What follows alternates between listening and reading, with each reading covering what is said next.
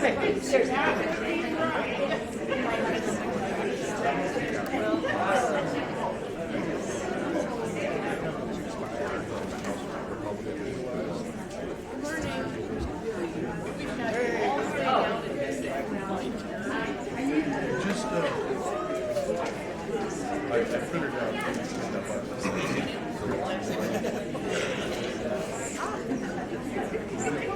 How are you? I'm good. How are you? I'm doing well. Good morning, everyone. My name is Linda Langston. I'm pleased to moderate this morning's forum. I am a last-minute fill-in for Libby Slappy, who had a funeral to attend. Many of you may know Kate Barnum. Her mother passed away this week, and the funeral is today. So, the League of Women Voters of Linn County conducts these forums as part of its voter education program. The League of Women Voters of Linn County encourages citizen participation in government as a nonpartisan organization. I would also like to start with a shout out, happy birthday to the League. Yesterday was the 100th anniversary of the League, founded by Terry Chapman Katz.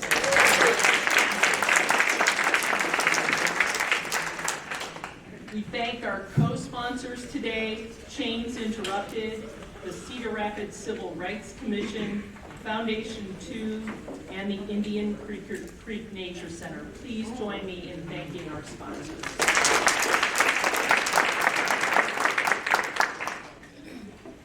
So I want to thank all of our legislators who are here with us today. There were a few folks who at least let us know that they could not make it. Liz Mathis is at Wartburg for a board meeting. Ashley Hinson let us know she had another event, and we thought that perhaps Representative and Senator Zumwalt would be here, but they're not. So, thank you all for your time today. We know that everyone has lots of things to do, and I want to thank all of you in the audience who have joined us today. Your engagement in legislative affairs is important to the process, and we are glad that you're participating. Please note that there are cameras around the room. This forum is being recorded and streamed on behalf of MediaCom, and I'm on by Pro Video and recorded by Neighborhood Network News. Instructions on how to stream or see the forums it's located on the league table. To follow our events, take out your phone and go to Facebook and like the page. I would also note, since there's a large crowd here, and I know some of you are league members, but should you ever want to be a league member, and we invite men as well as women to be a part of the league, you can certainly check at the back table for membership. We would love to have you as a part of this organization. In the back of the room, we've got included the 2019 directory for elected officials, and if you want to know about league activities, there is a sign-up sheet. Outside of the room, many of you saw there's League of Women Voter membership information, an interest poster, so we'll have information about what were the top vote getters if you did your dots out there. So this morning, the structure will be that legislators will share for 1.5 minutes topics that are important to them this legislative session. And you know, as we step further into the session, it becomes clearer and clearer what is going on, so we'll look forward to hearing from them on those things.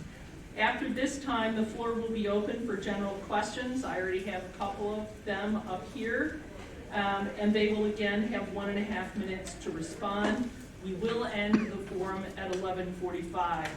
I would note to legislators, and this is partly at their request, if you believe that a question has been adequately answered by another legislator, you are welcome to cede your time to said legislator, especially if that legislator may have some significant knowledge on that topic. So I would also note, I just turned off my cell phone. You know, I've had those horrible moments when it's my phone that's still on after I've asked people to turn them off. So, and if you would hold your applause or reactions until the end of the forum, it will go much more smoothly. And after their closing statements, we will certainly invite your applause. You are encouraged to submit questions for the legislatures. I think you all know the drill on the provided pieces of paper. A lead panel will review the questions for legibility, clarity, and applicability to all legislators. I will read as many questions as time allows, sometimes combining similar questions and striving to cover a variety of topics. We may not get all the questions in, but you are certainly welcome to stay afterwards and speak to the legislators. We hope that you will do that. With that, I will head in and Representative Bennett, you're right here, so I'm going to have you get us kicked off. Okay, excellent. Well, thank you very much. Let's see. Can we hear this? Okay, excellent. Thank you. Thank you very much for coming, everyone, this morning. I'm State Representative Liz Bennett. I have most of the southeast side of Cedar Rapids, the Mountain View neighborhood, as well as Nubo, Czech Village, and some surrounding areas. I serve on a number of committees in the State House. And I was just talking to somebody a few minutes ago, and if you've been following the news, I think you'll understand when I say that it feels like we have been running around with our hair on fire since the beginning of the session. So there have been a number of things that I've been watching and working on. And so I'll give you a few things that in particular I have been working on, and then maybe some good news. We could use a little good news, right? Yes. All right, so we'll start with what I consider to be the bad news. In the House Judiciary Committee, we did attempt to argue against an anti-abortion constitutional amendment. Sadly, our colleagues passed that out. We're still working against it. We have a bill we are concerned about for our LGBTQ populations that would basically give a license to discriminate under the guise of religious freedom. 15 seconds here. Now, here's some good stuff. There is some indication that in judiciary we may be able to work on a bill banning the so-called gay panic defense, where if you harm someone or kill someone, you say, oh God, well, I found out that they were gay and I freaked out, and that's my excuse for murdering them. So hopefully we can work on banning that. Also, in economic growth, I'm gonna stop in 1 second. We were supposed to have a bill for a sales tax holiday for guns and ammo. That got pulled from economic growth the day that we were supposed to debate it. Now we know that nothing is ever dead, but we're still working on tamping that down. Thank you. Good morning, State Senator Todd Taylor here, representing most of the west side, northwest, southwest, and over to Fairfax and part of the Linn County part of Walford. One of the things I thought I would share with you today, kind of preparing this week, is the Senate's debate calendar on Thursday. So here it is, there's just 2 bills on there. So in the morning, we celebrated the 100th anniversary of ratifying the 19th Amendment, giving women the right to vote. And then later in the afternoon, we decided that we were going to have an amendment to change the Constitution to ban abortion. So that was a party line vote. And our leader, Janet Peterson, said, you know, that irony is not lost on us of what you're doing there. You can find that debate on the legislative homepage. And it's not long. You should take a look at it. Excuse me, Senator Taylor, could you speak up a little bit? Maybe eat the microphone so folks can hear you in the back. Add that to my time, would you? The session is kind of in 2 big parts. There's policy and then there's budget. And so we really haven't started much in on the budget. We have had some budget committees. Senator Hogan and I are on the justice system's budget, so we're starting to see that being developed. The governor's proposed her budgets. We'll get targets later, so that probably will be a topic that we'll want to talk about next month. But this last week and this coming week is what's called funnel week, so all these policy bills have to be out of one committee in order to stay alive. And so it was a crazy week with the compressed list. So if somebody has a question on a certain bill, we might want to find out if it's on the list after next week. And there's my stop sign. Good morning. Can you guys hear that? Yeah. Okay. I'm Tracy Ellert, State Representative, Iowa House District 70. That's mostly northwest side of Cedar Rapids. I go into Covington and just right into Palo. Something not so exciting this week is we're underfunding schools again. They did not take our amendment to fund the schools at 3%. Something I was excited about for education though is through the education committee, we did pass new weighting for ELL, English language learners, which was exciting. It could get them some more funds. And we kind of broke them out a little bit, so the funding was different. So hopefully that will come to the House for a full floor debate. Morning, I'm Representative Art State from Northeast Cedar Rapids, and I'll just give you a little rundown on the committees that I'm on. So first of all, natural resources. What we've been dealing with are black bears, fish, eagles, hunting license, bloodhounds, nothing that's controversial, all bipartisan work. In the environmental protection, we haven't been working on anything, so we've been having guests come in to talk about natural resources, DNR and others. I'm disappointed in that since there's so many bills out there dealing with the environment, and we're not considering any. And on education, education's been very busy over the last 2 weeks. Particularly I was on a subcommittee in reference to the don't say gay, I would call it, about gender identity. It would have, or if it passes, it will mean that schools will not be able to discuss anything that has to do with gender identity or transgender. That passed out of committee 2 to 1 with my vote against it. And we had a voucher bill by Representative Gassman, and that bill would be upended with huge eligibility for anyone who doesn't go to public schools. Would get $2,000 each and every year to spend on homeschooling or any choice that you wanted to make with it, or just keep it and put it away for later until you're almost 27 years of age in some cases. There was no budget fiscal note on it, or how many people would be involved, or how much it would cost the state, but it would come right out of the general fund. I was a strong no vote on that. And then the last thing, we worked on in education on trying to get 3% allowable growth for funding for schools. Good morning, Rob Hogue, State Senator, representing the people who live in Northeast, Southeast, and parts of Southwest Cedar Rapids. It's an interesting time because we have a lot of subcommittees where we are dealing with could be perceived as relatively minor issues at the same time as that we have some of these high-profile issues. High-profile issues this week: school funding. Senate Republicans are even worse than House Republicans. Senate Republicans are at 2.1%. House Republicans were at 2.5%. Democrats said 3% or higher. But that's not resolved.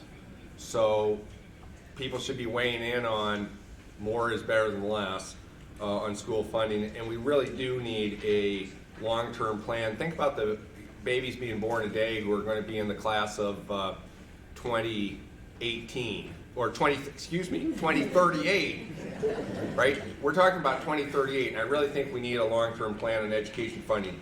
Other high-profile issues: flood recovery fund. Thanks to the House of Representatives for saying, hey, 20 million wasn't enough.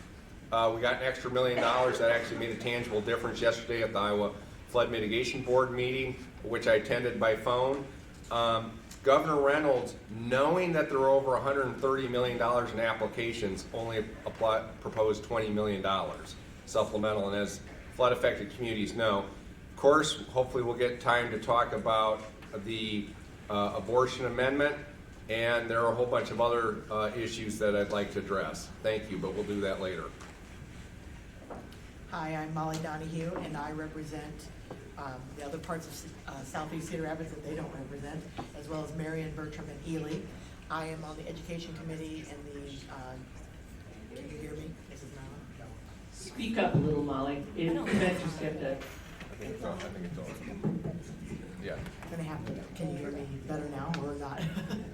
Anyway, so I'm on state government, I'm on education, and I'm also on environmental protection, which leaves me a lot of free time, doesn't it, Art? But state government is taking that up.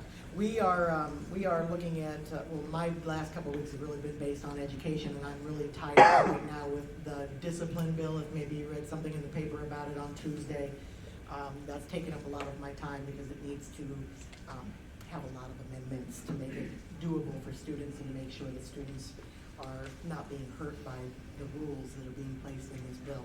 So I am working on that a lot. And then also the bill for education went through this through the House this last week. It's disappointing that we got, you know, the 2.5 that is better than the Senate's 2.1. So we're still debating that out at this point. Lots going on, and we've been very busy, but not a lot of those have come to the floor yet in the House. Good morning. I'm Kirsten Running Marquardt, State Representative from the southwest side of Cedar Rapids, Fairfax, as well as Walford, parts of Linn County. You know, born and raised here in Cedar Rapids, born in this exact hospital, and looking out at the crowd today, I know about 60% of you, I think, and it does feel like this is a really good community conversation, and I'm always very appreciative about that.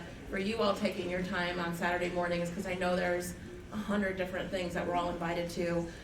I sincerely appreciate the League of Women Voters as well as the organizations that sponsor this to make it happen once a month. And so with sincere appreciation, I thank you all for being here and for the organization that it takes to put this together. In the first couple weeks of session, especially in campaign years, unfortunately, it becomes a bit of the Wild West of bills out there that are from all sort of perspectives across the state of Iowa. And one perspective I have is the ones that come out that are offensive to the rights of Iowans, that are offensive to our children, all of our children, that those have implications for economic development and workforce development. We need to keep people here in the state of Iowa for our state to prosper. And when we mess around and these bills, some of these bills get these headlines that they don't deserve, it really puts us back as a state. And then we can't attract the businesses, we can't attract the people that we need to make economic development a priority in moving forward. So that's just a different angle that I have with some of these bills. It's really unfortunate they're moving through, but I couldn't be prouder to sit with not only the people at this table, but Senator Mathis as well, who really work hard in the session every day, having the really hard conversations with legislators who come from other perspectives, other parts of the states, and talking to them about what these bills do to our communities back home. And so full of appreciation this morning for everyone. Thank you very much. Excellent. I would ask our legislators today to be mindful of time because we have lots and lots of questions. I'm going to start with a couple of questions on education. I think that Molly, I'll let you kick this off. And again, I would note that if some people would like to cede their time to a particular legislator on a particular subject, we are more than happy to do that. So there are any number of questions about the funding stream for education, and I think ultimately the question is, how can we as citizens best impact this discussion? It's very clear the issues with the difference between 2.5% and 3%, but what can we do to best assist you to move that discussion? Well, the discussion is still up there, it's still out there, but the fact of the matter is what you can do if you truly care about public education is you need to make sure that you are contacting people outside of us. Obviously, we all want more for schools, but I don't know if you know this, but in the last 10 years, each child in school received a 32-cent raise. That's what those dollars amount to every single year over the last 10 years in education. And that does not pay for a whole lot. That doesn't even pay for a cup of coffee. So we need more people to be involved in contacting legislators, the governor's office, and letting them know that our schools are having issues and those behavior issues that I've been dealing with this week because of this other bill Those wouldn't necessarily be where they are today if we had funded our schools fully over the last 10 years. We wouldn't have the need for special buildings to take children that are out of, control behaviorally. We would have the funding in the buildings to hire the staffing that we need and to have the programs and the services that all of these students actually need. And maybe we could have prevented some of those issues happening. I don't like being the school to prison pipeline, and this direction is where we're headed because of the lack of funding. We need to put the money into the younger children from preschool and daycare all the way up through K-12, because if you don't put it there, you're gonna put it in the prisons. Senator Hope, and then. Yeah, thank you. So one of the committees I serve on now is Administrative Rules Review Committee, and we meet monthly to review administrative rules. One of the administrative rules that were reviewed last Friday was a proposal by the Board of Educational Examiners to significantly reduce the hours required for teachers to have to get licensed in a subject matter, right? So like social studies, reduce it from 52 hours down to 28 hours. That's the change that the Board of Educational Examiners brought to the administrative rules. We tried to put a stop on that, and unfortunately we came up a vote short. We had 5 votes to stop it, only 2 votes against it, but we needed 6 votes under the rules that govern administrative rules. But in discussing that, we asked why are they doing that? Schools, especially in some of the rural areas, are having trouble finding teachers. So their answer was to water down the qualifications. But then we asked, well, why are they having trouble finding teachers? And it's because since the 2017 collective bargaining law, there has been an exodus of teachers from Iowa, both existing teachers and prospective teachers going to other states because Iowa is not as attractive a place to teach. So there are a bunch of issues related to education here. We need a renewed public campaign for public education. We have not had as strong of advocacy around public education, I'd say, in about the last decade, and we need that. And I'm out of time, but I'd happy to talk to people individually about that later. Thank you. Representative Miller. Thank you. Some of what I wanted to say was already addressed by my colleagues, but Molly made a really important part. We really need to hear from you guys. I am starting to hear a lot more from Iowans around the state from different school districts, not so much here. And the other side still has a lot of misconceptions, especially when I think about when they talk about classroom size. And they're saying the ratios are 13-1. I'm not teaching in classrooms that are 13-1. I'm teaching in classrooms that have 30 plus kids. Now granted, I know I'm only representing Cedar Rapids, but I talk to peers across the state that are in classrooms with 30 plus kids. So we just really need to hear personal stories, maybe, kids, grandkids, what you're seeing in the classrooms, and making sure you're sharing that, especially with education committee members, but even beyond that. Thank you. Representative State, and then Senator Tate. Thank you. You asked what you could do. I think the first thing to be arm yourself with accurate information, because you're getting a lot of spin coming out of the Capitol. So we have a really good resource here in Iowa, a group of researchers called the Iowa Policy Project. You can go online.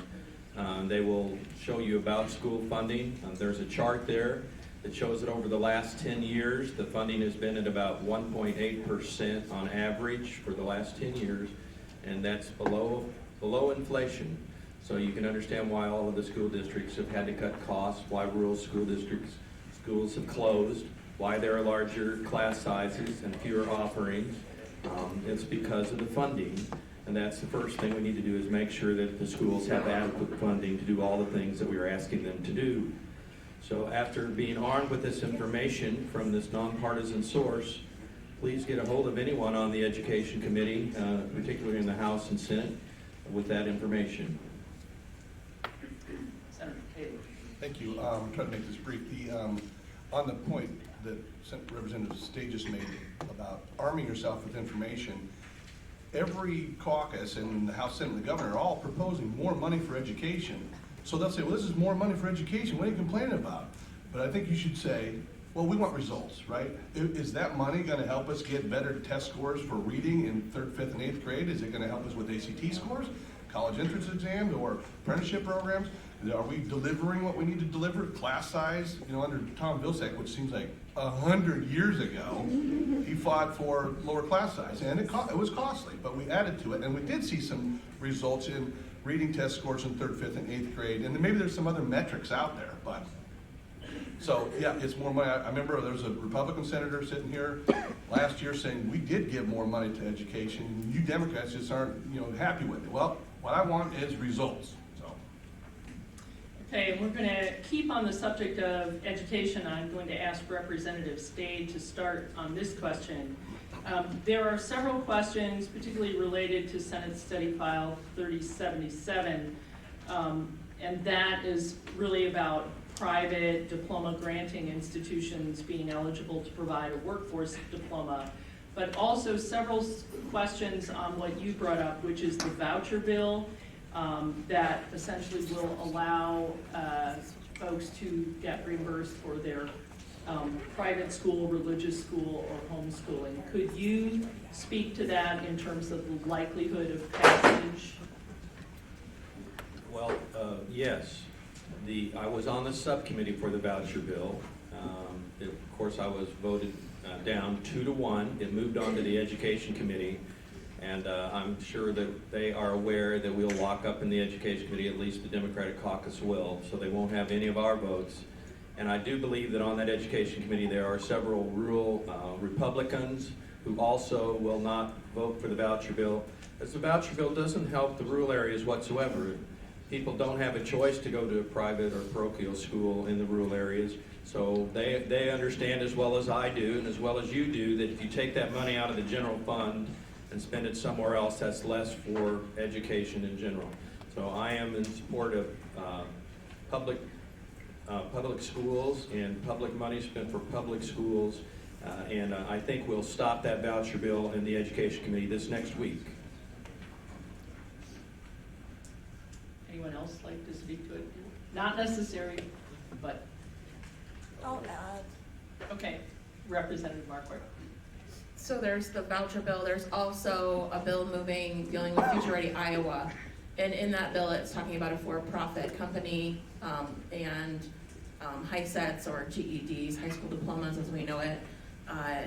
And so we're working, there's myself and Representative Winkler are working with workforce development, who's going to be the rule makers in that piece of legislation, and then also the Department of Education to see what we can do to make changes to that piece of legislation. But just kind of stepping back and looking at the entire education system, it has been starved for so many years at 0% or maybe 1% growth that when they're saying 2%, everybody's like, wow, that's great, 2%. But we have to deal with what we've done to our schools for so many years now that the Republicans have made it a priority to starve our public schools. And so moving forward, we all know, and I talked to a teacher 2 weeks ago, kindergarten teacher, 28 kids in her classroom, 6 of them are special needs. So we know that larger class sizes equal tougher times for our children. We know that. We understand that. And so when we continually starve our schools the way we have been doing, we're going to get tougher results for our kids. And our kids deserve a fair shake. They deserve a fair chance at education. And time's up again. Thank you. Thanks. Molly? Just real quick. Public school used to be the #1 priority in Iowa. It isn't anymore. The difference between $90 million that they're offering and the $120 million that we asked for is huge.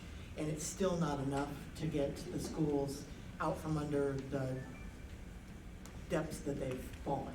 They actually asked for 3.75 just to stay above water this year, not to take care of anything that they've lost in the past. And so we have to get schools to be the #1 priority so that we can get good work or businesses to come here. If we don't have a good workforce, why come here? Okay, next we're going to move on to a perennial favorite in mental health, and you guys will have to carry the water for Senator Mathis, and she's not here this morning. But clearly, we have a vision for comprehensive mental health services for both adults and children in the Iowa Code.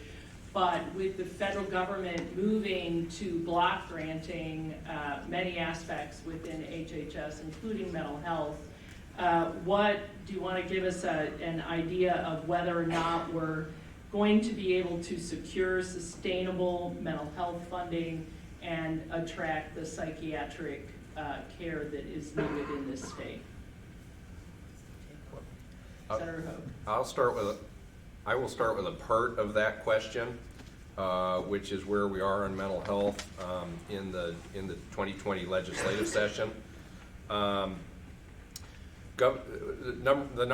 biggest proposal that's out there is Governor Reynolds' tax proposal, a significant part of which would be to replace local property tax dollars for mental health with state sales tax dollars. She's proposing a sales tax increase of $0.01, and she wants to use some of that money for mental health.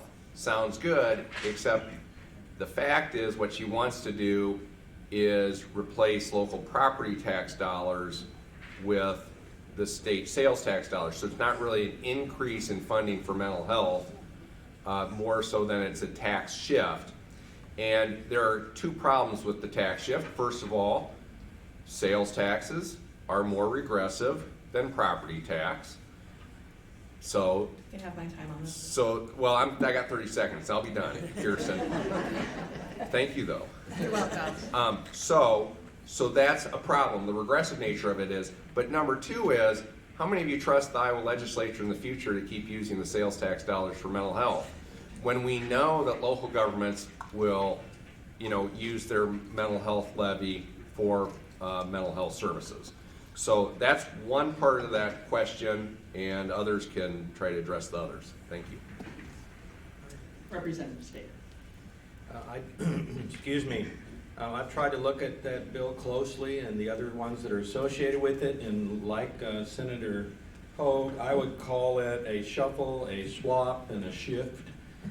If you look closely at the things that are happening, they'll be pulling, in her bill, it would be pulling funds from other sources of the general fund, and it would be swapping one tax for another, a sales tax for an income tax reduction.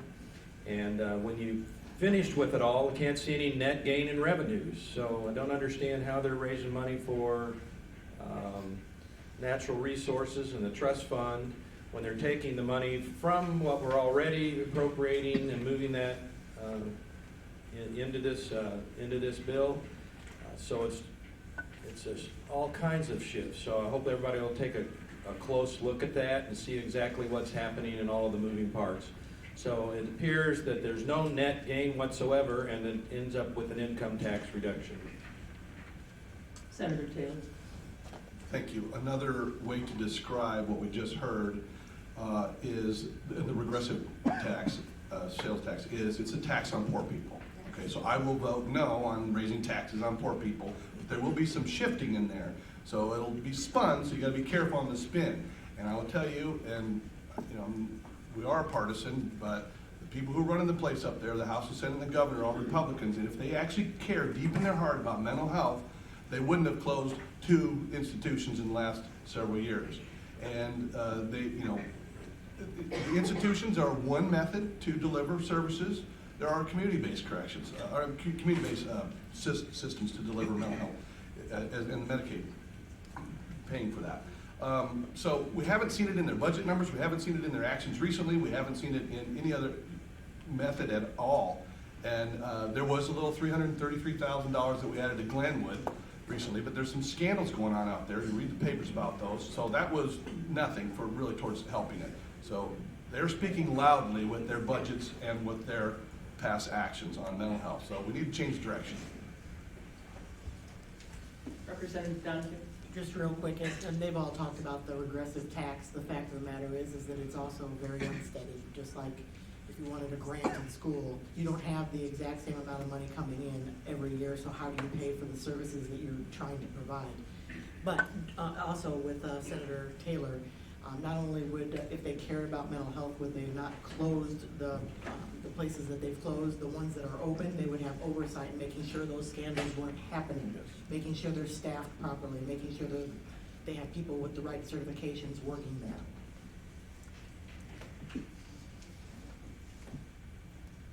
Okay, I think we're going to switch over to Medicaid quickly.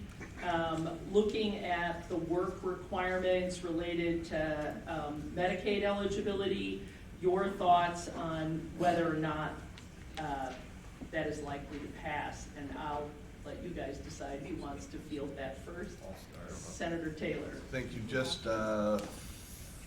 Thursday, in the Labor Committee, the chair, Jason Schultz of Schleswig, proposed a bill, and it passed on party lines, to say that, you know, the financial services, Equifax or TransUnion, that we can use those kinds of services to double check, make sure nobody's getting double benefits. And he didn't look at how costly it was, but it's going to mandate that the state, you know, check these clearinghouses, you know, in order to get benefits. And what the fine print says is if we find that somebody's, you know, really not eligible, we're going to take away their SNAP benefits, food stamps, for the whole family, not just that one individual. So they're weaponizing food for the whole family, and it's mean-spirited. He did something similar last year, and the House did not advance it. But what happens in the Iowa Senate is if you have if you're a Republican in charge and you have a little pet project, you'll get a bill through a committee and maybe even on the floor, and they don't really think it through. They just do that. And I can give you a list of them, but that's one of them that Senator Schultz did, and it's mean-spirited.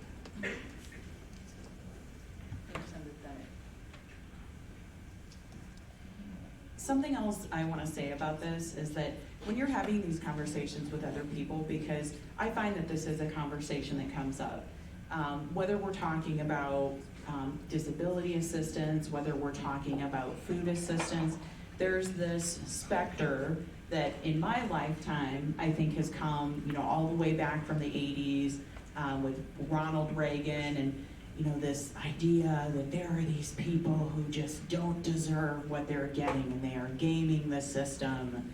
And I think Ronald Reagan called it, you know, welfare queen or something like that. I really urge you, when you're having conversations with your friends and neighbors,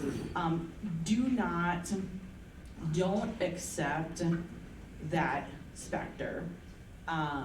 Don't start from the framing of, you know, oh, well, gosh, you know, maybe we should do this or this.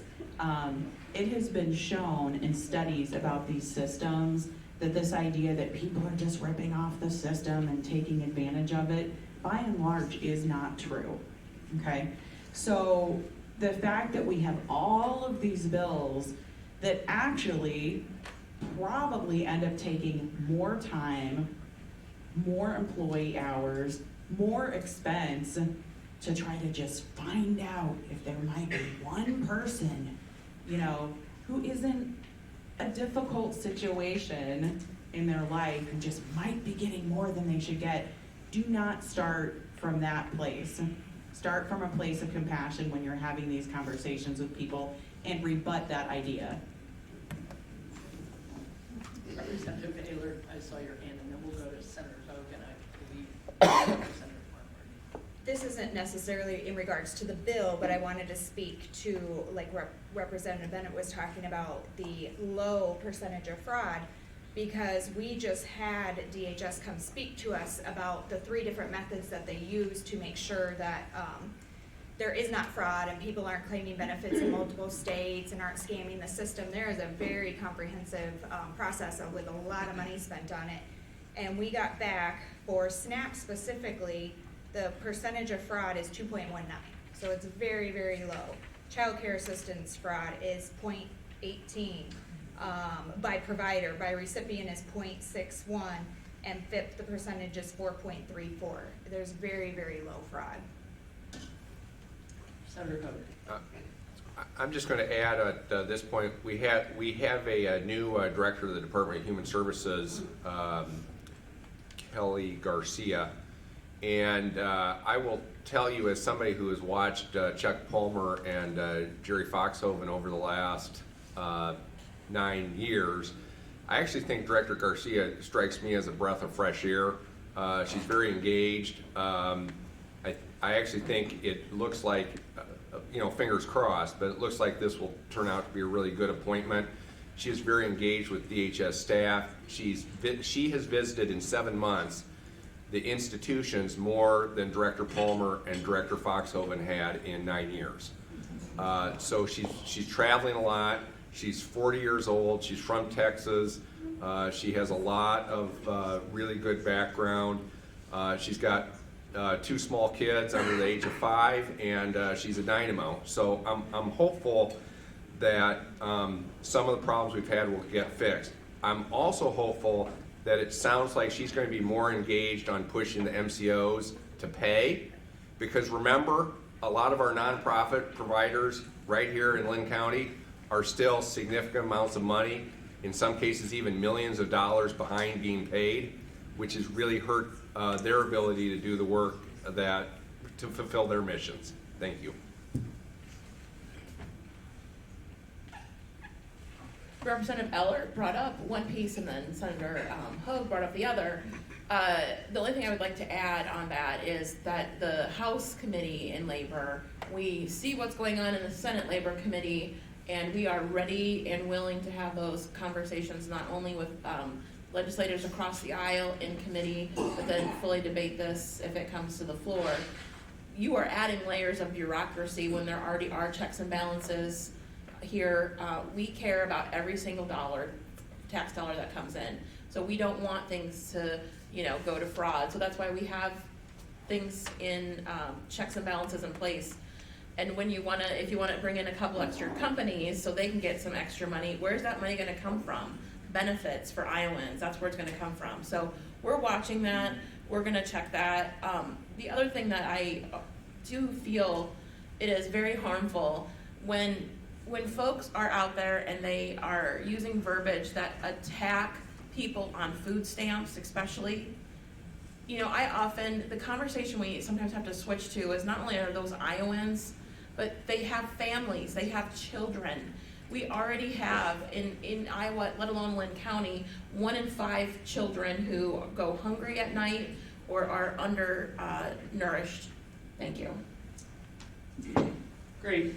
Now we're going to move on, and there are a number of questions that seem to be combined. I'm going to pull them apart because I actually think they are both deserving of a particular focus.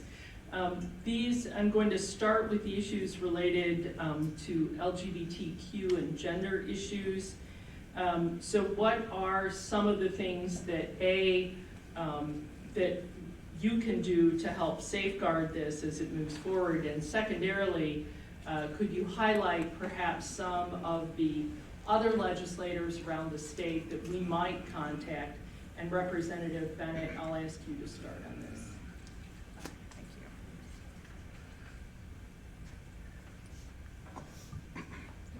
Okay, thank you. And so let me just restate to make sure that I'm answering the question that people have. I think the question is primarily about who should we be contacting and what should we be doing. Right. Okay, thank you very much. So here's something that is really good to do, okay? So first start with your own legislator. Then if you're receiving action alerts from organizations, they will usually tell you where a bill is, so what committee it's in.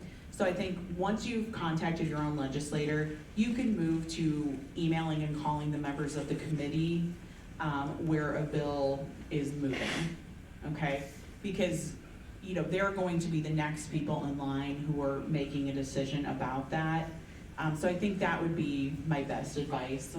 on that. And could you perhaps note who the other people on the committee, at least in the House, that are likely to take this up? Well, so it depends, okay, because we have a number of bad bills that have been in play, okay?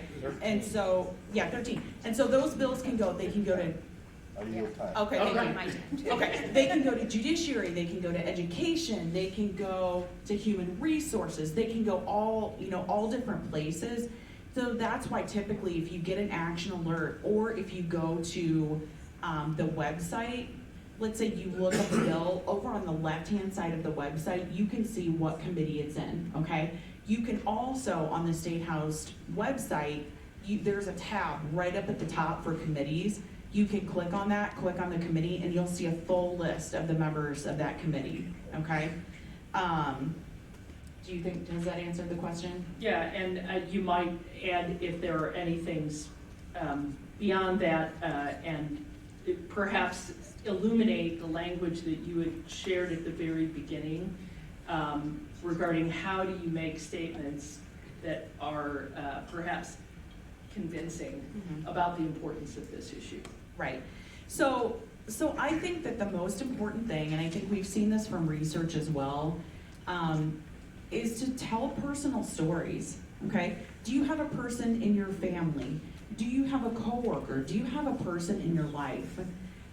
Maybe would your business, would your hiring, would something in your life be affected by these types of bills, okay? So for example, I'm a member of the LGBTQ community, so I can talk about how something impacts me.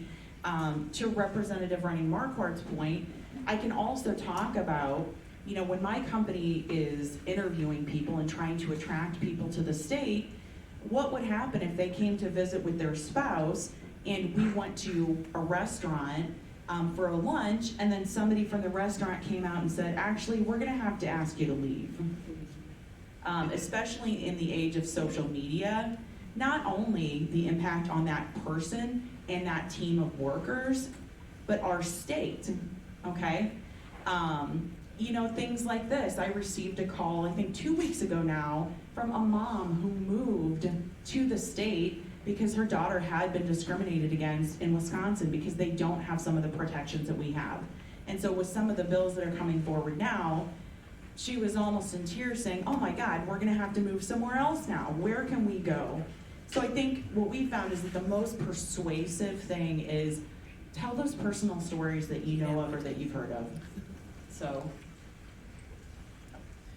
Senator Koch. Yep, okay, thank you. So, thank you, Representative Bennett, for that.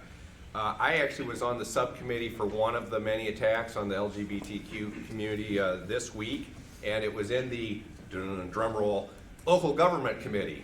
So they have a proposal that would allow more religious exemptions to Iowa's civil rights laws and other laws. And the primary example used is the people who do baking and don't want to bake for a wedding between a man and man or a woman and a woman. They don't want to do that. Well, the opposition it came out of committee on a 2-to-1 vote, but what do you do when you're dealing with Dennis Guth and Julian Garrett? I mean, it's going to come out 2-to-1.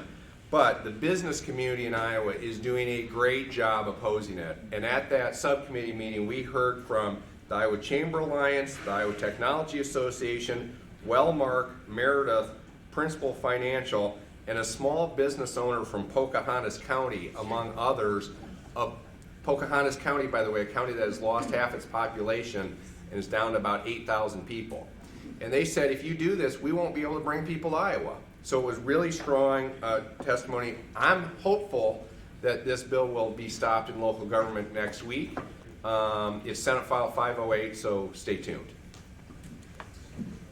Excellent. Representative State. Yeah, thank you. As I mentioned earlier, I had one of these bills in the Education Committee, and I would offer this, that there are about 12 individuals in the Iowa House, 12 legislators, who have very strong conservative religious beliefs, and they believe that any type of gender identity that's different than their chosen ones is wrong and sinful and so on, and I've heard that in the debates in these meetings.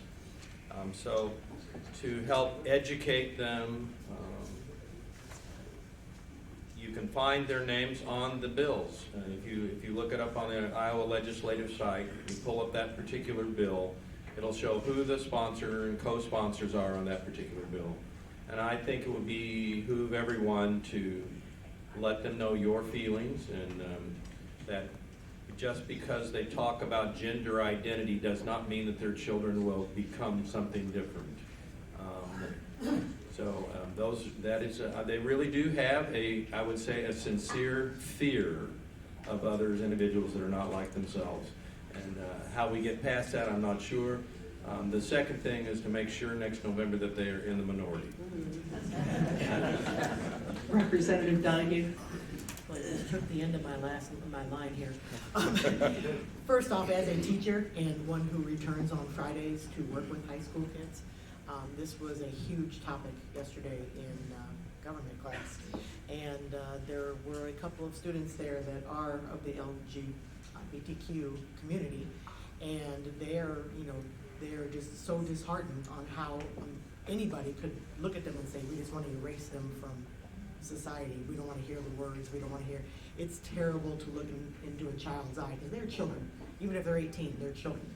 And try to explain to them what their viewpoints are, and you have to be non-biased, what their viewpoints are and what's happening in society today. And so please contact the people on those bills and let them know how you feel, because it is important, and it's very important to the kids in particular. I'm going to have Representative Marquardt, and then we're going to give a quick moment to Senator Hogue. I stated in the beginning of our opening lines about sort of the Wild West bills and how Iowa is then perceived nationally. Again, especially with these type of bills, number one, these are human beings we're talking about. These are Iowans, these are our neighbors, these are our friends, these are our family. But then also, our actions in Des Moines, they have consequences, and when people sign on to bills, or when they craft these bills that go against people's rights, the motto of our state, our rights we will maintain, it means something to all of us, and so when it goes against all of that, and then we go out and we're made fun of and nationally because of some of these things these people are bringing up, again, it really hurts us with our workforce. We are losing Iowans, and we want these great jobs to come to our state as well, but we don't have the workforce to fill them. Well, we're not making it a welcoming state for not only the Iowans who are here and the ones we want to attract if we continue with this sort of thing. So please contact your legislator, contact other legislators in your area, and then also you can see when you're looking at the bills, like the others had said, the people who have crafted these bills, they put their name on these bills, contact them, and then you can also follow what committees they're on, subcommittees or large committees, and you can add on, find those people as well, and you just click on the committee, you click on it, who's in the committee, their names pop up and their emails and phone numbers pop up. So thank you. Senator Hogue, quick. Yeah, just really quick. This is not just an idle threat. Last April, they amended the Civil Rights Act and prohibited the use of Medicaid dollars for gender reassignment surgery. So, and the Republican majority all voted for that. So it's not just an idle threat. This stuff is real. I keep hoping it's idle, but they did that, right? They did that. So I think you need to take this stuff seriously. Okay, and now we'll move on to another hot button topic, and that would be a woman's right to choose. And I'm wondering, again, I think you've given us a lot of tools for what we can do, but are there other things you can recommend and perhaps give us some perspective on this issue moving forward this session? And I'll let whoever would like to take a stab at this first jump right out. Representative Bennett? Thank you. So we've already talked about, the things that you can do, who you can contact, et cetera. I think it is also really important to maybe have some of those difficult conversations with people in your circles, okay? So maybe people who aren't as active as you are. So talking to them about people that you know, things that you may have experienced, and reminding them of the importance of the rights that we have as women right now, and encouraging them to act, telling them what they can do to act as well. I think sometimes it can almost seem like we're in the twilight zone because it's 2020. It's 2020, and my grandma's generation is still fighting for this stuff, right? And it can seem like, well, I don't think they'll really do it, but it truly is urgent. So please move the people that you know to act. Invite them to things with you. Share email addresses of who they can contact with them, etc. Great. Representative Donahue? And remember that they aren't just taking a woman's right away. I mean, this is still gonna be available, it's just not gonna be safe, and it's not gonna be legal. There are situations that require someone to have an abortion because of life-threatening events, and this is gonna prevent that. So please make sure you're contacting people on those committees and letting them know that how you feel. Senator Hope? Well, just procedurally, and Senator Taylor mentioned in his opening comment, but this, the Senate Joint Resolution 2001 is out of the Senate, so now it's in the House. Now the House, much closer issue. First of all, it's 53-47, so the majority is not as big in the House. Second, there have been a number of House Republicans who have shown in the past that they don't just vote for everything. So if you're going to advocate, that's where you want to focus your efforts on Senate Joint Resolution 2001. It passed party line 32-18. What day was that? Thursday afternoon. I would also just point out, I thought our Democratic leader, and Todd referenced this, did a really nice job pointing out the severe maternal health crisis we have in Iowa right now with us. We're sitting here in Cedar Rapids, we've got 2 great hospitals, a lot of medical providers, but there are places in the state where there is not access to maternal health, and so far nothing being done from the majority party on that while they do these sorts of issues instead. Representative State. Thank you. I just wanted to add that what Senator Hogue is talking about, that resolution is in the Iowa House. I think it's already out of committee, so it'll be going on the floor for a vote. And the numbers are close.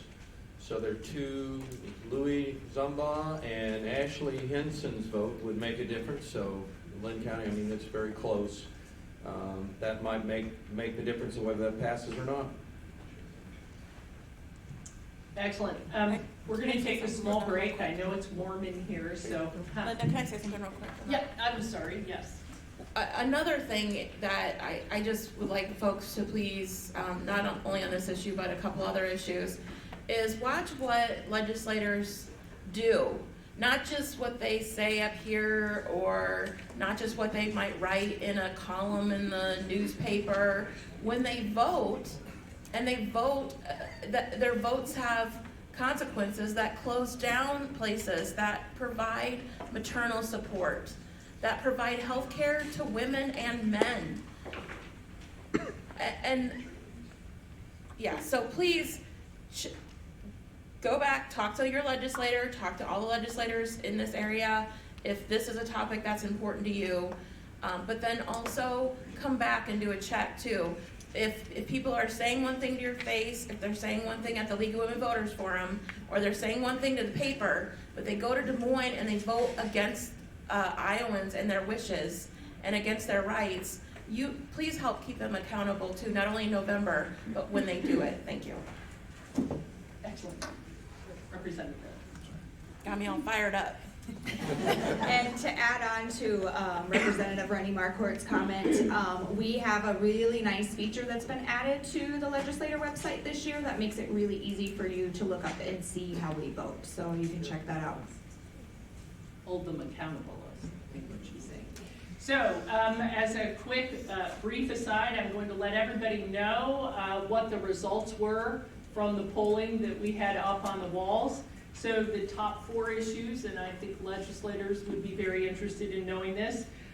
The top one was Iowa should protect the rights of LGBTQ individuals, with 49 agreeing and 5 disagreeing.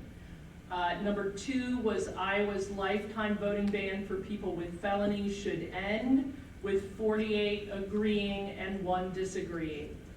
Iowa should pass an abortion ban resolution, with 2 agreeing and 43 disagreeing. And in 4th place, K-12 school funding should be increased by at least 2.5%, with 42 agreeing and no one disagreeing. So that gives you at least an idea of how the constituents who have been with us today are feeling about these issues. So we have a couple of questions on climate change and environment. Not a surprise here, I will start with Senator Hogue. There are 2 parts to these questions. One, I think, is people are interested, and I would ask everybody to say yes or no on this part, and that is, would you support a moratorium on the expansion of or creation of new factory farms in the state? So let's start with that first, and just tell me yes or no. And Representative Bennett, we'll just start with you and we'll go down the line. Yes. Never that easy. No. Yes. Yes, and I have 4 bills that would do that. It is actually more complicated, but yes. I would say yes. Is this on? No. It is. Yeah. Okay. Like others said, I'm gonna say yes. Like others have said though, it's never just that easy, and you have to see what the bill is in front of you, because there's never, it's not an excuse. I'm going for it, but we really need to see kind of what the language says first before we kind of give a yes, no right now, but. Right, and I think that I asked it's 4 yes, no, only because I would. of time, I get that. I'm taking Not more just time time, talking but about actually it, who's but. in control of the legislature, I think the likelihood is about nil. So on the environment, and this I think could bear a deeper discussion, Senator Hogue. So the editorial in today's Gazette suggests using sales tax to increase and fund climate mitigation. What should be the foremost funding for conservation funding, and whether or not you can amend the governor's proposal so a larger percentage of the 1 cent sales tax would go towards protecting water quality. Sure. Okay. So first of all, let me just say climate change is kind of an issue like poverty. It's ubiquitous. It's everywhere. And then there are hundreds of ways that you respond to climate change, just like there are hundreds of ways we should be responding to poverty. The specific issues that are kind of up for consideration. One is the formula on the Natural Resources and Outdoor Recreation Trust Fund, which Governor Reynolds has proposed raising the sales tax to fund. And by the way, that is something I've always supported unequivocally, the 3/8 cents for natural resources. There are 3 problems with what she's proposing. Number 1 is she is changing the formula significantly. And to me, that violates the trust and the commitment that that we made to Iowa voters before Iowa voters voted in 2010. Second, there's a significant bait and switch element of what she's doing.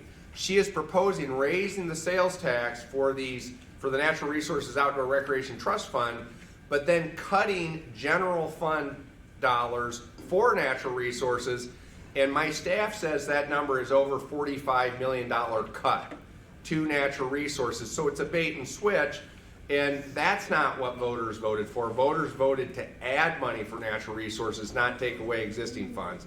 And then the third big problem is she's tied it to this reckless income tax cut primarily for the wealthiest. And so that's a problem. Yes, should we be investing in natural resources as a way to sequester carbon dioxide, to manage extreme weather events? Absolutely, we should do that. We should be doing more of that. That's why I don't really favor changing the formula. It's also why I don't favor the bait and switch of what she is proposing. Thank you. Representative State. Excuse me, thank you. In addition to that particular bill and what's going on with that, we have a standing committee in the House and a standing committee in the Senate. That standing committee is called Environmental Protection. And there are more than 50 bills there that could be considered. They're about CAFOs, water quality, nutrient production, microstations in the water, bottle bills, plastic bills, all kinds of things that would address problems with our environment, including even flooding bills, what we could do. But none of those are being considered because our meetings are being canceled and none of those bills are being brought forward. So it's as if the protection of the environment is just something we're not going to be talking about, not going to be discussing in non-moving bills. So I'm really concerned about the bottle bill. There's a bottle bill in our local government committee that would scrap it and send it to the landfill. Representative Donahue said I could have a little of her time. So let me just add a couple other quick things. First of all, there is some hope that the legislature might actually do something positive in terms of soil health. Soil health is important because the healthier the soils are, the more water that gets retained in extreme weather events. Second, we really should be doing more for renewable energy, and unfortunately, the bipartisan consensus around that has fallen apart, and now there are proposals out there to try to limit, for example, wind power siting, and there was an attack last year on solar power, which I think has gone away, but you never know for sure. And then third, we're back to the flood recovery issue too. I just want to mention that. Okay, so they've done the 21 million thanks to Charlie McConkey, a Democrat from Council Bluffs, who stood up and said, "Hey, 20 million doesn't even cover the immediate needs that have been identified." So we did 21 million, but there is this remaining $144 million in applications, plus all the hazard mitigation that communities across our state want to do. Hazard mitigation should be as central to what government does as police and fire protection.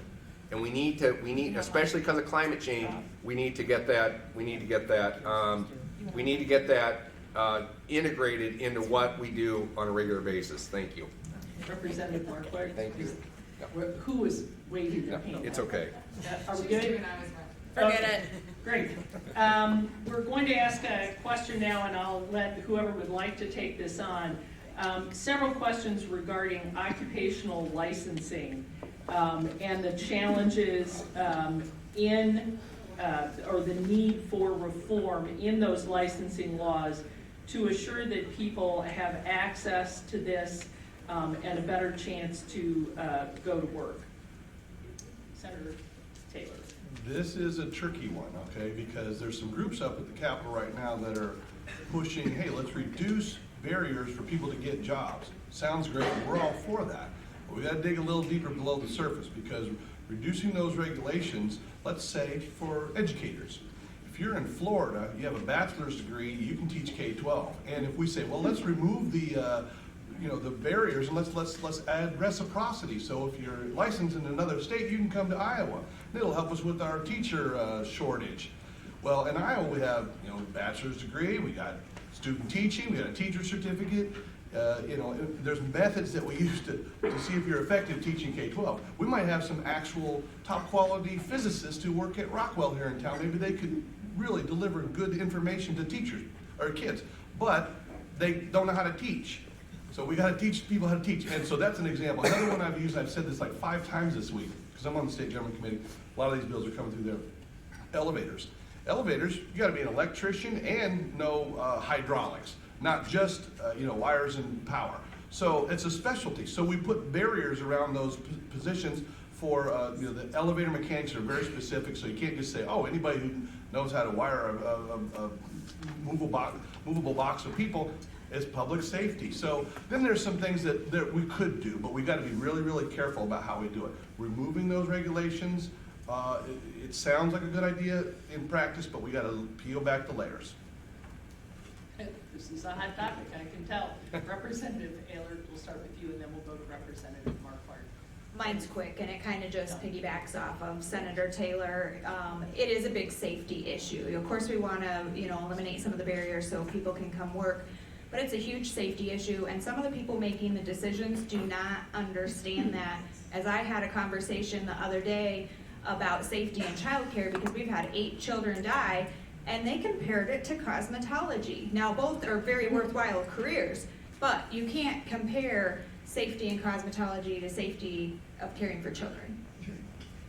Representative Duffy, and then Representative Marquardt. I'm not sure this works at all, so I'm gonna steal this for a minute. I am all for lowering the cost of licensure because it's difficult for some people to pay for that, especially after they've just gotten out of college and they have bills to pay for that. So lower the price of the licenses, that's awesome. Reducing license requirements, a huge problem for me, particularly in education, because we have seen some of those. I don't want to see an administrator working in our schools that is never taught or doesn't even have an education background, which is something that can and has happened. We need, as he said, as Senator Taylor said, to make sure that our teachers are highly qualified in what they're doing. And we're already lowering the licensure requirements in social studies, which is a very unfortunate thing for our state because we already don't teach it well enough as it is. They've cut it back, it's not a priority. So when you lower the licensure requirements, then you really are saying it's definitely not a priority. Might tell us why we have some social ills in our country because we don't teach that. So ultimately, yes, I'd like to lower the amount of money for licensure, but I don't want to reduce the requirements necessary. We need to raise our standards. We used to be 1, 2, and 3 in the nation in education, and now we're, fighting with the exact same states, by the way, Wisconsin and Minnesota for 13, 14, 15, 16. I don't want to be there anymore as an educator. I want us back in number 1, 2, and 3, and the only way to do that is to fully fund the schools and to make sure that we have high standards of our educators.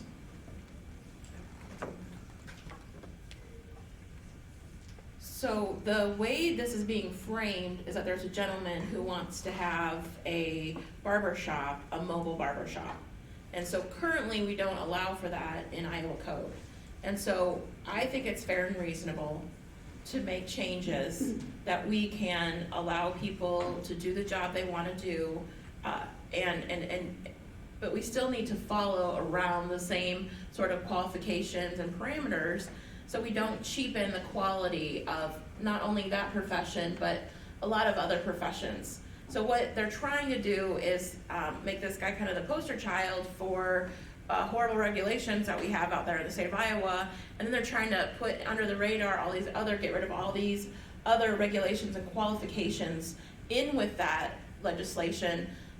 And we don't want that. I mean, there's some things that are fair and reasonable. Like cosmetologists, they have to have so many hours every year, and it's just outrageous, in my humble opinion. But we don't want to cheapen that profession, but there's a balance in there. There's a lot of our healthcare professions, though, in the state of Iowa that we have, and we want to make sure that our healthcare industry, those professionals are getting the professional development that they need. And we do want quality professional development for our educators, for people who are doing it. So we just have to find a fair and balanced way to approach this. I think we can find that answer. A lot of us are working with across the aisle, having those hard conversations with legislators from all over the state. Thank you. Representative Bennett. Thank you. I would second what Representative Marquardt said. There is one bill in particular that's kind of in these cluster of bills that I'm following because folks from the deaf community and the translator community have been reaching out to me about them. Senate Study Bill 3088 would eliminate the Board of Sign Language Interpreters. et cetera, and licensing requirements for sign language interpreters. So let me ask you a question. Have you ever played telephone game? Do you want to play telephone between you and your doctor when you're making a medical decision? Do you want to play telephone between you and your lawyer if you seek legal representation? Probably not, and on and on. So some of the things that are being called a barrier to having a job really are just making sure that you can do that job in the way with the knowledge that is necessary to provide what is needed to that individual and to that consumer. So I'd also ask you to consider that there is a consumer protection element to this, and in this particular case, a civil rights element as well. Because if you are not able to communicate, if what is being translated to you is not a faithful translation of what is occurring, you are not able to participate in society in the same way as everybody else. So please consider that when you think about some of these bills. Okay, next we have a discussion, and I think this is at least initially focused to our House members, and this is regarding affordable and fair housing. What do you see as the current rhetoric on the state level regarding House Study Bill 690 and your stance on this? The bill states that county or city, quote, shall not adopt or enforce any regulation that prohibits housing providers from denying housing based on sources of income, including those with federal housing vouchers. Representative State. It's interesting, I just was assigned to the subcommittee on that bill and have been starting to do some research on that, talking to some attorneys. So what this would do would prevent local governments from passing any ordinance that restricts a landlord's ability to not rent to someone because of the source of their income. And so what we believe that that is addressed is that they don't want poor people in their housing. So it's a kind of a mean-spirited thing in order to do that, and it's a preemptive sort of thing as well, because there is no, as far as I know, as far as we've found so far, there is no jurisdiction or local jurisdiction in our counties or cities who have done that. There aren't any ordinances. And we're also not sure that's even constitutional for local government to do that, because it's not a protected class. The poor are not a protected class. So I'm looking into that to see where we go with that. The bill is unnecessary. I'm at this point a no vote on it. I'm trying to understand where it's coming from, who's bringing it forward, but I have not been able to discover that yet. Just being assigned it on Thursday afternoon. Representative Bennett. Thank you, Representative State. As Representative State has stated, there are a lot of different considerations. I have received some contacts about this one as well. One thing that is on my radar with this bill is that it does appear that there have been some disabled veterans who have been negatively impacted by discrimination based on the source of their income, their veterans' disability income. So I'm trying to find out more about this as well. And I guess we would have to see what a final bill would look like before I could say what I would vote on it. But I'm concerned. Representative Donahue. Ultimately, this just adds to the fact that we are already very low on affordable housing. And one of those veterans that's concerned about this actually lives in my district. It very much can discriminate against them. So we need to make sure that we're putting forth bills that help those who are vulnerable in our communities rather than hurting our vulnerable people in our communities. Great. We have a couple of questions, having just survived the caucuses and elections. I'm looking at Valerie Smith. Thank you, thank you.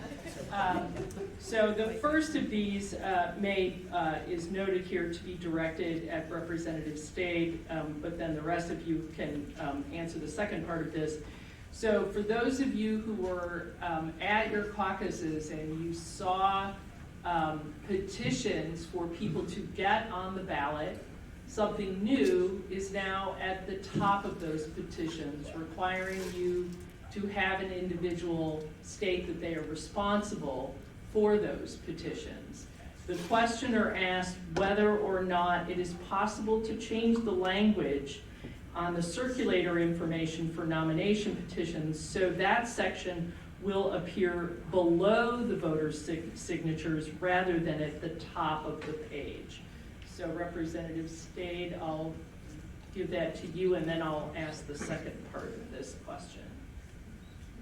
Well, I haven't looked into this, so I would say it's probably an issue with the Secretary of State. I don't know that there's any legislation or any law that requires them to put it at the top of the form, on the form, just so that they'll notify the person who's signing it who is actually circulating the petition for someone to be nominated. So it's kind of interesting that they would make another obstacle to doing that, because we want to get people, whatever party they are, involved in their democracy, and if people support them or having them run, I think that would be that's a great thing to continue to do. And so I don't understand why they would do that, except making the transparency. So if you're getting that circulated with individuals, who is it that wants that person on the ballot? That's okay to know. I mean, that's great.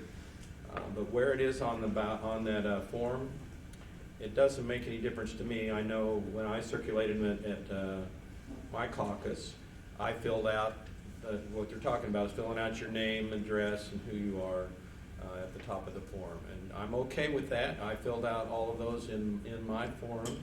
Hopefully, the individuals that circulated my petitions in the other caucuses did as well. But that's the new rule from the Secretary of State. Representative Marquardt? Are we doing closing comments? Yes. So I'd like to start off closing comments Well, with. no, not just yet. I want to get it some more. I get that it's warm and I you're ready to know, go. well, But we are going to go you've got to two senators on the 11:45. panel, and we've only got 5 minutes, so I'm No, just we're actually trying going to to gauge. 11:45 here. Okay, 11:45, great. So the next part of the question is, would you support, and perhaps you can give us some perspective on what would be needed to change from a caucus to a primary?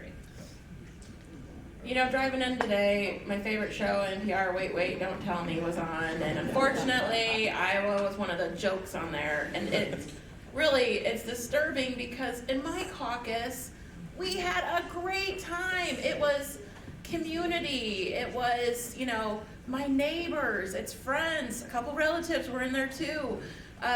We had discussions, and they were, what a caucus is supposed to be. And I have been going to my caucus since I was a young child. I hope that this experience, my kid went, he's 13. I hope this experience is available for generations to come. I know the math gets a little fuzzy. I know the app didn't work this time.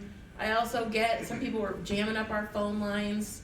Poo-poo on them for doing that and ruining the good thing that we have here in the state of Iowa. And we did a good job. We focus on questioning the presidential candidates, and we're not easy on them either. We don't care if you're a superstar, if you've got $1 million, or what committee you're serving on in the U.S. Senate. We don't care. We'll ask you any question. We'll let you know where we're at on things. And that's retail politics at its finest. I mean, we're so lucky. I hope that we continue to have the caucus experience moving forward. I get there's problems with it. If we move to a primary, we probably won't be first again. And we won't have the kind of experiences that we've had in the past. So that's just my opinion. I'd also like to give, I'm going to make this my closing comments too, a shout out to my two Valentines who are here in the audience today, Coy and Jack, and then also really appreciate you all coming out this weekend and spending time with us and having this, not only this conversation, but intimate conversations after this on policy. Thank you. Representative Dunn. I did As anyway. far as the caucus goes, I want to make a huge shout out to everybody who ran them, who volunteered in them, who worked at them. These are, I know some people think it's antiquated, but it is a community meeting, and it is when you get together with people in your area and discuss what's going on and what's important. A quick intervention here. How many people in the room attended their caucuses? Hey. Anyway, so I want to make sure that people know that they, they're making fun of us out there, yes, but most of the districts or precincts did very well and had great people working in them and did what they're supposed to do. I know that we need to make sure that more people can participate. I think we have 4 years to make this right, and we need to. Okay. Do you want us all to go, Linda? I'm going to ask one last question, and if anyone has any brilliant insight, you can add it. But again, in a yes or no perspective, do you believe that Iowa state and local agencies are ready to address cybersecurity and data privacy protections? And Representative Bennett will just... We started in appropriations. Okay. So yes, that's a big question, and that's something that I have been curious about during my time in the legislature. Now, what's really interesting, so I've done a little bit of work or research through a national council of state legislatures on cybersecurity. What's really interesting is you would hope that there would be like a standard. So for example, that we could look at to say, okay, here are the best practices, here is what your state should be doing. If you are a legislator exercising oversight, you need to check in that your state is doing these things. In reality, at this time, that's a little bit of a moving target. So that's the first thing that you should know, but I have looked at it, it's a moving target. So there's some question about that. I think that people are probably doing the best that they can. Funding is often an issue with some of this stuff because as you can imagine, for some people, this can seem a little bit abstract. So when agencies are coming and asking for money for stuff, it's weird. We are at the beginning of a transition for how we are managing a lot of our state data. There's a whole bunch of stuff with that, so I do want you to know that oversight is going on. But I do think this is a reasonable question to ask. I have asked it, and I'm continuing to follow up on it. Anybody want to add anything? Representative State? Yes, I don't know how I could give you an absolute answer to that, but I would say one of the things the state has done to make sure that we are at least covered is the paper ballots. The fact that we have the paper ballots and can verify that, I think, is extremely important. So I'm even more concerned about the flood of misinformation on social media and other places where people are getting information that is just absolutely incorrect.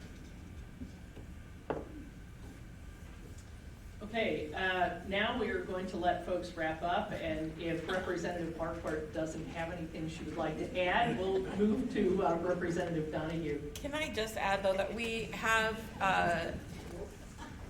back on the technology cybersecurity piece, we also have in the House we formed a new committee it's a subcommittee in the Appropriations Committee to address this overarching issue with all of our departments of government. So it's a topic, many of us are looking at it, it's not a partisan issue, and yeah, that's where we're at. If there's more that comes of that, or there's legislation that comes from that subcommittee, I'll pass that on to this, not only the league, but trying to get it out there. Thank you.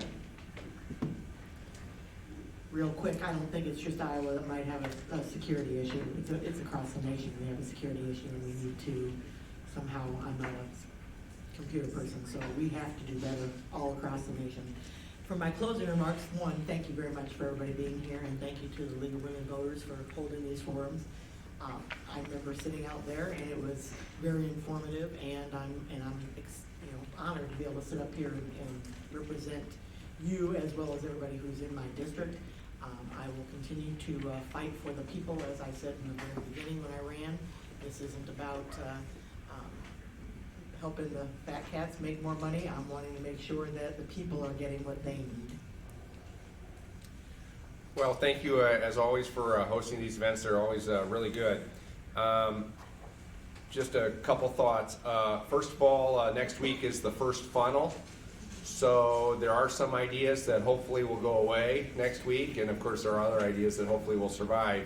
I do want to mention, I know a lot of people here were interested in the restoration of voting rights for people. That is an issue that survives the first funnel because it passed the House last year and is sitting in the Senate Judiciary Committee. So since it passed the House last year, it already survives the first funnel, and it gets affected by the second funnel. The same with the legislation that the House passed last year to protect pets from abuse. It also will continue to be eligible beyond the funnel. 737. House File 737, thank you, Representative State.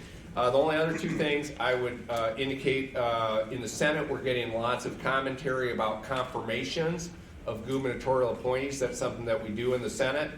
And so if you have thoughts on that, please continue to speak up on confirmations of gubernatorial appointees. And final thing is we've had a lot of, I think all of us are on budget committees, and Senator Taylor talked about how we serve on the justice budget. A lot of work there addressing the fact that since the last prisoners released under Governor Culver, the rate of recidivism in Iowa has increased from 29% to 39%. So we really need to do more for community corrections. And there are other interesting proposals that I don't have time to talk about. Thank you. Thank you. In my closing remarks, I just want to thank you from the bottom of my heart for not only being here on this Saturday morning and all the times that I see all of you coming, but the personal interactions that you have, talking with us, speaking. There's not only here at the forum, but at the caucuses, other events.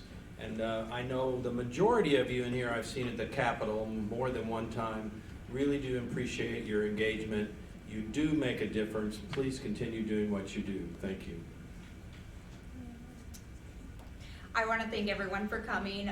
Keep contacting us, letting us know what's on your mind, and remember that funding is not set yet for schools, so keep sharing your stories on that. Continuing on with the theme of thanking you for being here, I got to give you another perspective. This really is one of the best in the state, and I know this because I've talked to our colleagues in the Quad Cities, Dubuque, Burlington, and I know that's not the whole state, but they have all said that their forums and they did about the problems and how long it takes and the questions don't get answered and stuff. So this is a great format, and I think we do have one of the better ones. Hey, me and Chuck Grassley, we're on the same page last week. Keep the Iowa caucuses, right? And there's a, you know, I wanted to say something. I did bring up Jason Schultz. He's the chair of labor. I'm ranking member. We do butt heads, but I need to make this positive point. He and I are working together on one piece of legislation called non-compete legislation. Quick story, my hairstylist signed an agreement when she first hired on 20 years ago, and I've been with her 20 years, that if she ever to leave the place, she'd have to pay the company $1,000 a month for a year. And okay, you can enter into those agreements, fine, but it had no end date. So she was encumbered forever on that, and she ended up paying $20,000 bucks. Anyway, so Jason Schultz and I are working on that, and I think we'll get it through the Senate in a bipartisan way. So there are some pieces of legislation that we can work with. I'd like to see more of that. Again, thanks for the forum, for you guys attending, and that's it. This way. But you got a, or you can have this. Oh, It's up to you. whatever. I want this one. Very good. Okay. Along with the theme, everybody, thank you so much for coming out and being involved citizens. It's crucially important. Along those lines, I just want to encourage you to go and visit the state website, legis.iowa.gov. You can watch debates there. You can look at bills. You can see what lobbyists are lobbying on certain bills. You can look up committee members, emails, the debate calendar, so much information. So just go there, click around, take a tour, because it's something that can give you more information for participation. In the next month, I will personally be working on educating my peers in the state legislature to neutralize bills that are harmful and degrading to my fellow Iowans. I do also serve on the Appropriations Subcommittee on IT Infrastructure, so that's something that I suspect we're going to get very busy with. And also, I just want to give a shout out to the League of Women Voters and other organizations in the state. for your work recognizing the 100th anniversary of the 19th Amendment, granting women the right to vote. I also want to give a shout out to my peers in the State House because we did something a little bit new with our resolution this year, and we made sure to recognize in our 19th Amendment resolution that 2020 is also the 55th anniversary of the Voting Rights Act, because we know that even with the 19th Amendment, many women, women of color, were prevented from voting by Jim Crow laws. So we felt that it was important to recognize that there was additional work that needed to be done and still needs to be done to guarantee all people the right to vote. Thank you. The League would like to thank all of our legislators and you, our audience, for your participation in this morning's forum. I would encourage you to write to legislators who may not come as regularly to these forums as one would hope, and so perhaps a note to them that you really do look for them to be here. Clearly, there's large attendance here. Clearly, you have opinions on things, so it is important for them to know that. We also want to thank Heidi Kinder and her team here at Mercy Medical Center for their help with arrangements and for the use of this facility.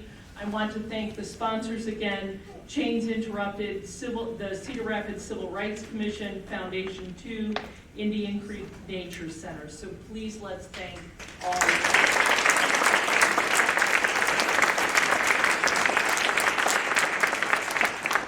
As a reminder, it is hard in these situations to get all of our questions answered. So now you might have a few minutes to visit with your legislators so that you can follow up on the structured part of this forum. Check out our interest posters. You'll get a good idea of our responses. And on March 28th, the forum will begin at 10 a.m. and this is a different location, so heads up, at the Kirkwood Community College Regional Center that is up in Hiawatha. And then I believe if there's one in April, we may be back here. So once again, thank you for your participation in this event. The League reminds you that your vote and your voice in government is important. We urge for you to make sure your voice is heard. One more thing, last thing, really important. Elections are important. If we are to do elections well, we need election workers on the days of elections. So if you have never considered this, please give consideration to checking in with the Linn County Auditor's Office about becoming an elections worker. Valerie Smith happens to be here, and she works in the Linn County Auditor's Office. She'd be happy to take your name should you have some interest in doing this. It will gain her major points at work if she gets a long list. So, thank you all so much for attending today, and have an excellent rest of your weekend.